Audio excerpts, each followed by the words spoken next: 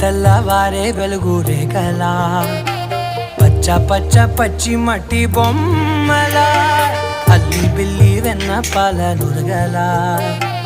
అచ్చ తెలుగు ఇంటి పూల కొమ్మలా దేవదేవుడే పంపగా ఇలా దేవతే మా ఇంట అడుగే పెట్టెనంట బ్రహ్మ కళ్ళలో కాంతులే మా అమ్మలా మా కోసం మళ్ళీ లాలి పాడేనంట.